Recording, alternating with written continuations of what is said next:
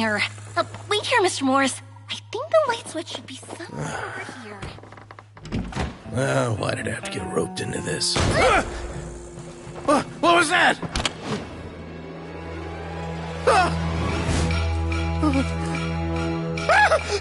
Who's there? Get me out! Get me out of here! Did you really think you'd get away, Morris?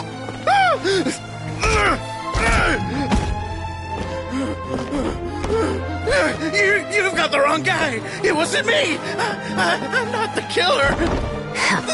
You know, Eliza died a far more heroic death than this. She fought your assassin to the end, to save the children she had hidden beneath the floorboards.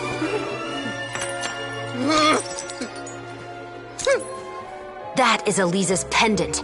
The one with a photo of you two inside. The one you gave her. Ring any bells? It's a fake! It has to be! There's no way! No way your assassin didn't destroy it, you mean?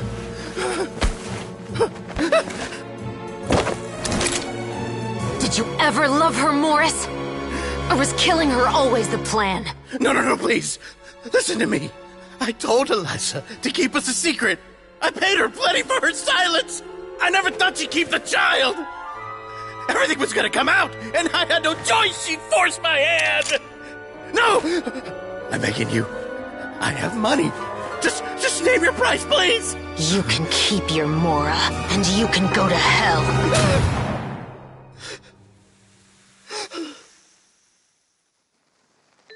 I'm Captain Shovraz of the Special Patrol. Morris, you're under arrest for Eliza's murder. Huh?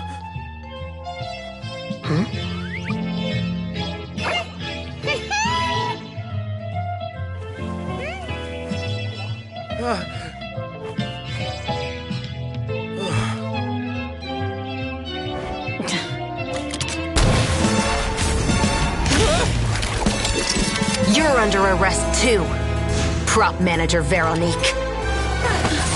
Or perhaps I should call you the Second Musketeer.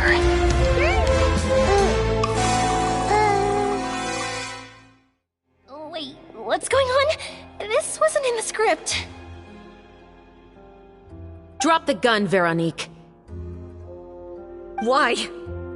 Why would you keep me from exacting revenge on this heartless monster? Drop your weapon. This is my final warning.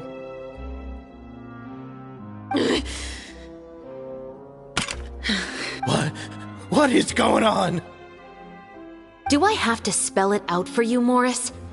Everything that took place just now was staged to get you to confess the truth. But this last part is all improv, of course.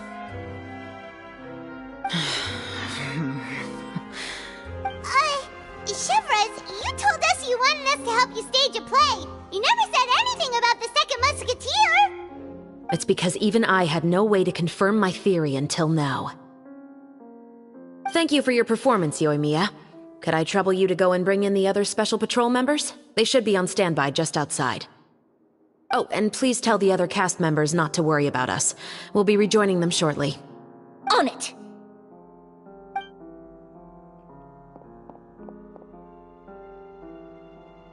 So what do you think, Morris? Care to talk about what happened 20 years ago? My patience is limited, you know. Don't force me to take you back to the interrogation room. I'd wager that you wouldn't last for more than a minute in there. With the recording we made, you have no chance of winning in court. Cooperating with us now is the most practical move. All right. I'll talk. I hired an assassin to murder Eliza. She once worked as a maid on my family's estate. She was very beautiful, and after some time I fell for her. We kept our relationship a secret and carried out an affair for some time, but it wasn't long before she became pregnant. And if my parents ever found out, they would have stripped me of my inheritance and status, driven me out of my home. I also didn't expect Eliza to insist on bringing the pregnancy to term. She even asked me to leave my family and travel far, far away with her. She believed that you were truly in love with her. I didn't have a choice.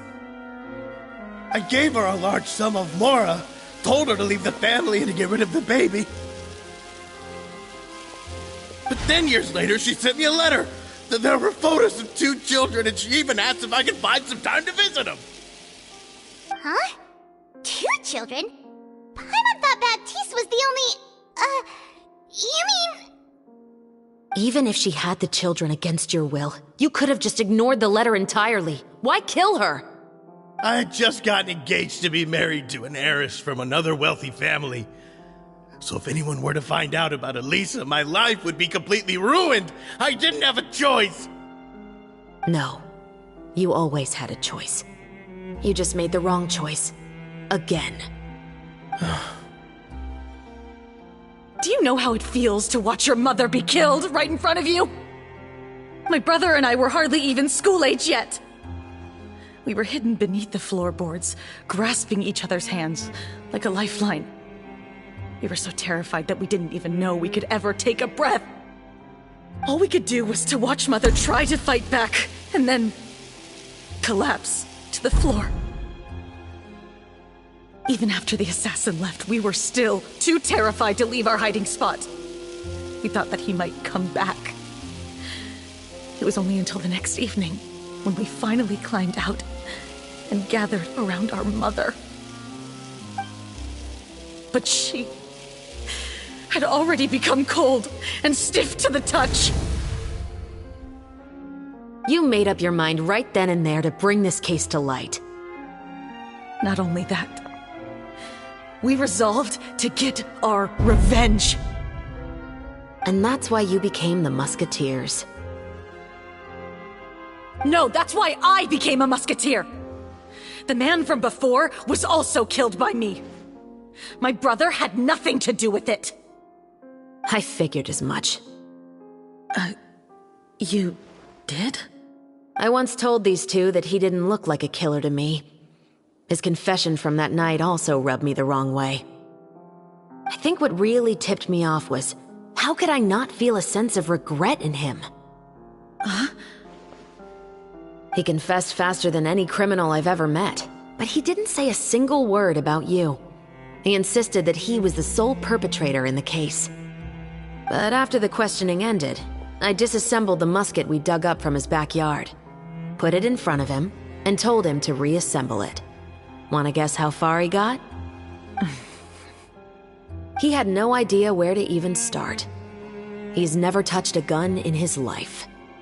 Based on that, I determined that he was not acting alone. He only surrendered himself to draw our attention and create a moment of opportunity for his partner. So, I decided to play along. And as expected, the second musketeer followed us without hesitation once she saw Morris get separated from the rest of the cast. Besides, why else would he call the novel The Two Musketeers? But how did you know it was Veronique? I figured it out the moment Baptiste told me his father's name. That so-called financial crisis was all just a ruse. He just wanted to sign up as the investor and then leave the film without any source of funding. After all, he has a vested interest in minimizing the reach of this story. It's really just the same thing as what he did to Elisa all those years ago. Human scum. But then Xavier pulled out all the stops and got the film made against all odds. Morris couldn't have that. With the killer in custody, he figured it was safe to act. And so he came to visit the set today, just as I expected. Wait, so you were behind all those mishaps today? As for the identity of the second musketeer, I assumed they'd probably stay close to Morris and look for an opening.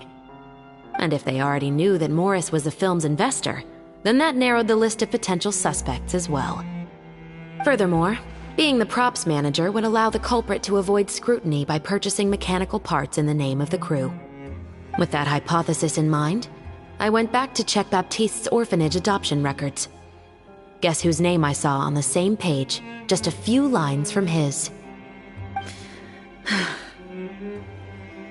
My brother. He trusted you. As in, he trusted me to perform the deed on his behalf? He trusted you to stand on the side of justice. I am. I thought you could do it as well! Oh, the look on your face when you told him to go to hell. I really thought you'd put a bullet in his brain. You know what he has done. Are you telling me that you'd rather see him spend the rest of his life living like a king in the fortress of Meripede? I will never be able to forget the feeling of my mother's cold, lifeless hands. And you would call this ending fair? Is this what you call justice? I won't lie, Veronique. I did hesitate when your brother first told me about the truth. I wondered. I agonized over whether I should really put a bullet in his head. So why don't you? Because that should never be how justice is carried out in this world.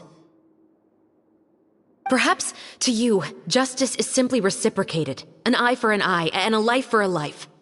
But everyone has their own understanding of justice. If everyone were to pursue their own definition of it, there would be no more order in this world.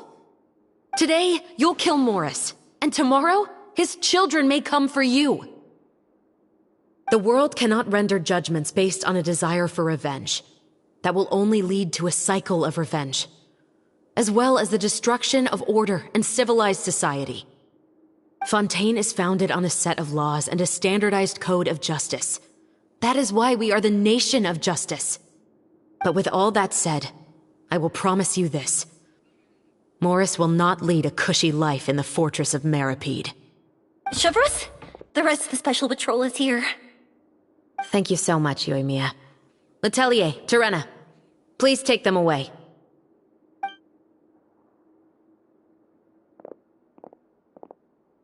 I still can't agree with your reasoning. I know. Justice has not been delivered. At least, not today.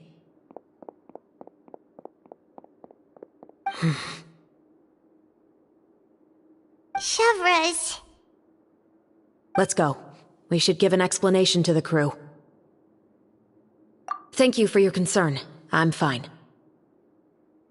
I'm just thinking about the things in life that have driven people to take justice into their own hands.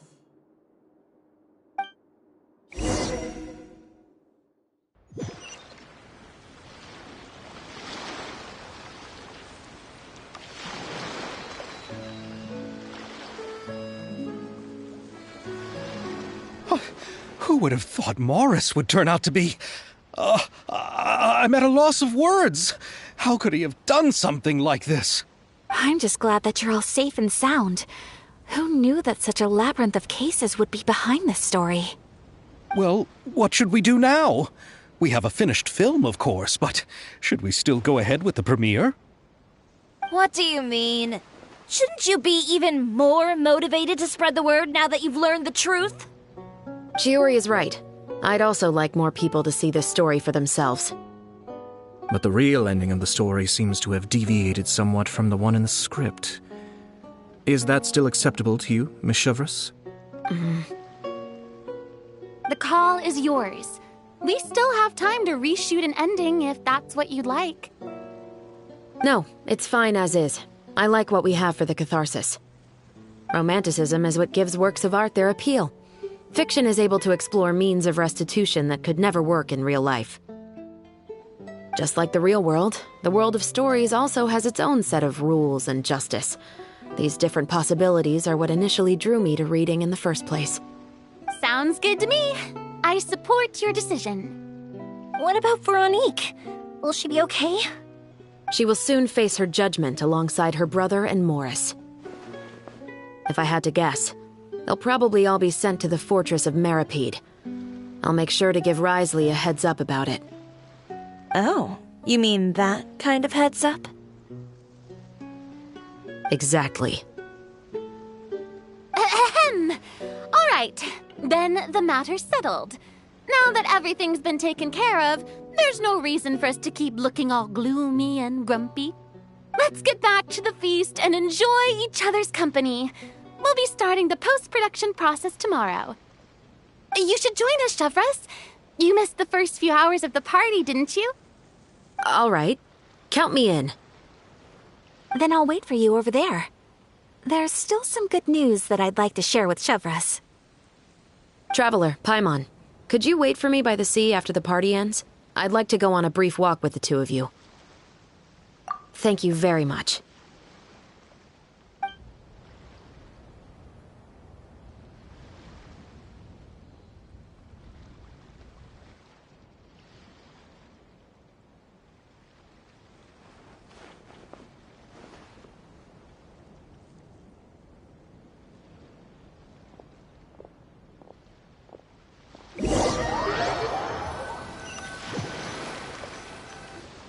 Sorry for the wait. Oh, we weren't waiting long at all. Is there something else you wanted to tell us? No, I don't have anything new to share. I just felt that since you were my investigation partners, I should have another conversation with the two of you. Traveler, how would you have responded to Baptiste's request if you were in my shoes?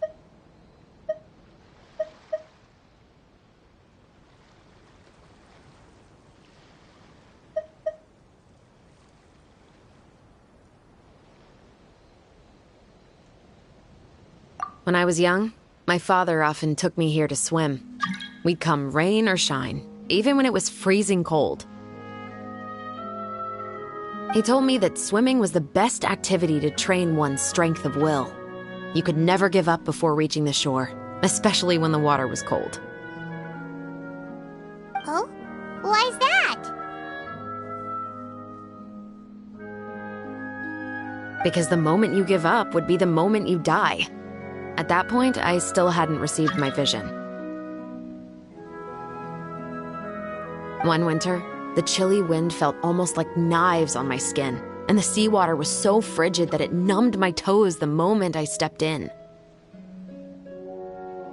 I cried and begged my father to spare me from having to swim across, but he wouldn't listen. He used to be a member of the Special Patrol as well. You could say it was his way of educating his children. That sounds awful. When he saw that I wouldn't stop crying, he just picked me up and tossed me into the icy water. The bone-chilling cold took away my senses. I couldn't feel anything but fear and rage. I waited for my father to save me, but one look and I knew he'd already started swimming for the opposite shore. I realized that if I were to give up, I really would die right then and there. I used all of my strength to try and catch up to my father. Those few minutes felt longer than my whole life up until that point. I did, however, make it to the other side. I've never felt afraid about anything in my life after that, nor have I ever cried again. That way of teaching would have never worked on Paimon. Yeah, I don't think that was the right method for anyone.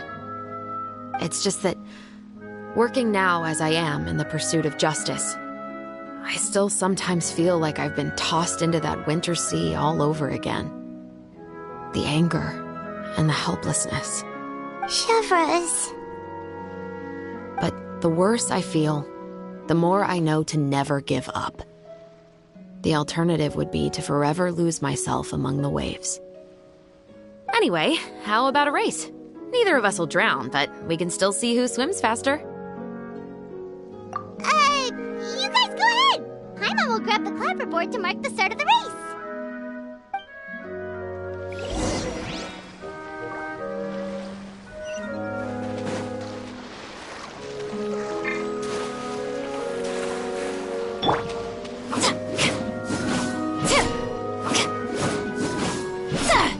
Stop right there!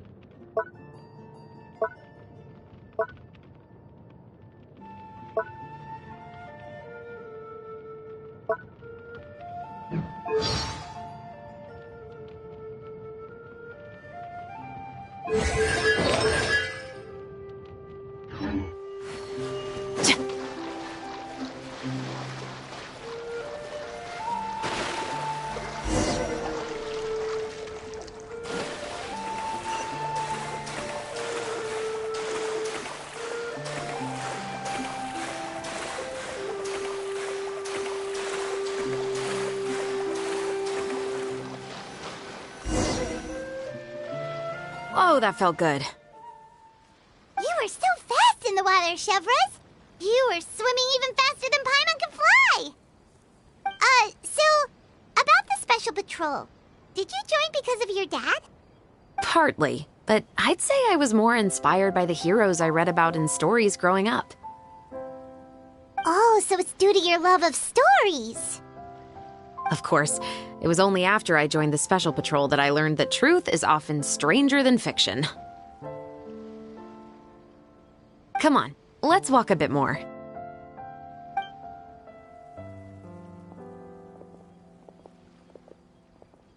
To be honest, I do sometimes question whether the decisions I make are the right ones. But I know that no matter what, I must keep swimming. Because the only thing I've got my eyes on is the shore in the distance.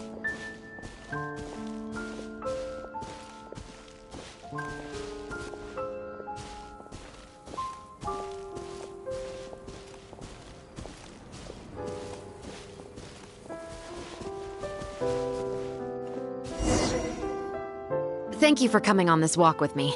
I feel a lot better after getting all that off my chest. Huh. We're nearly back at Baptiste's house. Huh, you're right. I didn't realize we were so close. He really did plant a lot of flowers. It's just like how he described it in the story. Huh? Wait. Paimon, Traveler, look! The rainbow roses in the garden. They're in full bloom now.